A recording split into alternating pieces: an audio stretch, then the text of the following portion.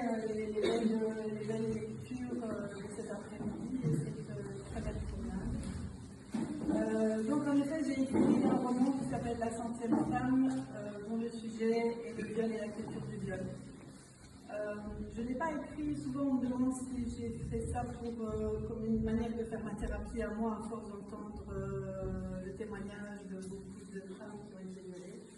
Et en fait, ce n'est pas ça, c'est pas un exutoire, c'était vraiment le besoin de témoigner aussi pour elles, parce que c'est toujours et encore très très compliqué de parler quand on a été violé, c'est encore toujours très compliqué d'expliquer ce qu'on a vécu, parce qu'il y a toujours une forme de culpabilité et de honte, et vous savez très bien que depuis l'affaire du tout, on n'arrête pas de dire que la honte est du mauvais côté, mais ça reste le cas. Quand on a été violé, on vit dans cette honte. Et la honte, elle est surtout due à ce phénomène de sidération dont on commence à parler, qui fait que pendant le viol, la personne ne peut pas bouger, ne peut pas crier, parce qu'elle est sidérée. Et la sidération, c'est en fait un trop-plein d'hormones qui arrivent au cerveau. Donc à un moment donné, tant qu'on peut faire quelque chose, il y a une série d'hormones qui arrivent qui vous permettent soit de fuir, soit de combattre. Mais quand le cerveau se rend compte qu'il n'est plus possible ni de fuir ni de combattre, alors c'est une autre série d'hormones qui entre en jeu et qui vous fige complètement. Sauf qu'après, la personne ne se souvient plus bien dans quel état elle était. Et donc, c'est là que la culpabilité intervient, c'est parce qu'elle a l'impression qu'elle aurait pu crier, qu'elle aurait dû crier, qu'elle aurait dû bouger. D'ailleurs, la société le lui rappelle en général de manière très claire. Et donc, elle se sent coupable jusqu'à ce qu'on puisse lui expliquer ce qui est arrivé et commencer à monter à soigner par l'hypnose ou d'une autre manière d'ailleurs. Alors, j'ai commencé à écrire La 100e femme. Alors, ça s'est construit sur deux axes. Il y a d'abord une série de témoignages de viol. Enfin, je n'ai pas raconté les histoires de ma passion, ça je ne peux pas le faire, mais c'est vraiment une série de petits chapitres où on parle de viol. Et j'ai voulu montrer qu'il n'y a pas que le viol dans la rue, il y a le viol conjugal, il y a le viol de guerre, il y a le viol économique, il y a le viol des jeunes filles. Voilà, c'est toute une série de viols que j'ai voulu montrer pour qu'on se rende compte, parce que souvent on regarde la tête de notre table et c'est quand même important de la sortir aussi de temps en temps et voir ce qui se passe réellement. Bon, c'était un peu dur, tous ces textes comme ça, donc je me suis dit qu'il fallait que je les enrôle dans une histoire, et cette histoire, c'est l'histoire d'une journaliste, là on ne s'en fait pas, c'est plus facile d'aller les chercher dans ce que j'avais déjà fait. Donc c'est une journaliste qui s'appelle Nora et qui mène une enquête sur la culture du viol.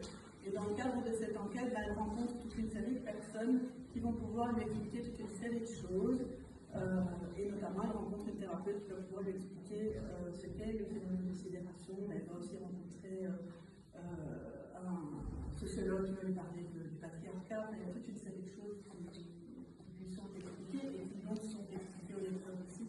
Il y a un côté un peu pédagogique que je voulais dans ce moment, parce que moi, mon rêve, je le redis à chaque fois, un jour ça finira peut-être par arriver, c'est qu'il soit lu dans les écoles, dans les dernières années secondaires, pour qu'il puisse y avoir un débat autour de cette problématique.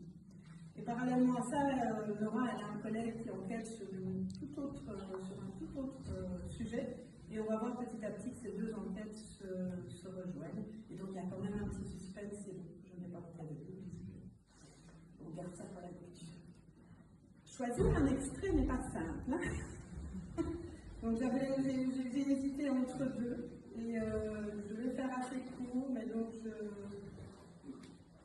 je vais parler d'un des viols. Donc je vais vous lire cet extrait. J'essaye en général, pas dans celui-là, mais de mettre dans les histoires de viol des phénomènes hypnotiques auxquels les personnes sont confrontées quand elles subissent ce genre de choses, notamment la dissociation, la sensation de sortir de son corps, ou une paralysie physique et émotionnelle. Donc si c'est moins évoqué dans cet extrait-ci, mais je pense que c'est l'extrait le plus soft, alors je vais lire celui-là. Quand Camille a annoncé à Thomas qu'elle était enceinte de lui, il s'est volatilisé. Elle en a beaucoup souffert, mais elle a décidé de garder le bébé, même si elle était jeune, même si elle savait que ce ne serait pas facile, parce qu'elle ne pouvait pas compter sur le soutien de sa famille. Ses parents ayant coupé les ponts avec elle le jour où elle a quitté sa compagne natale pour suivre Thomas en ligne. Ils avaient 20 ans. Il lui avait promis monts et merveilles, c'est vrai, mais surtout il lui offrait la possibilité de fuir une mère dépressive et un père violent. Alors elle l'a suivi comme on se suit. Ils ont vécu de petits boulots qui leur permettaient de payer le loyer d'un studio et de sortir un peu. Mais elle a vite compris qu'une partie de l'argent partait dans l'herbe et s'est rendu compte que Thomas fumait de plus en plus. Et puis il buvait aussi. Et les disputes étaient fréquentes. Alors, quand elle lui a annoncé qu'un bébé était en route, il a pété le gaz, il a rassemblé ses affaires et s'est cassé du jour au lendemain. Dans les jours qui ont suivi, alors qu'elle cherchait à le joindre, Camille a réalisé qu'il avait désactivé son portable et quitté son boulot de caissière et assortisseur sans même en avertir ses employeurs. Littéralement volatilisé. Alors elle s'est dit que ce bébé était tout ce qui lui restait et qu'il lui donnait une raison de vivre.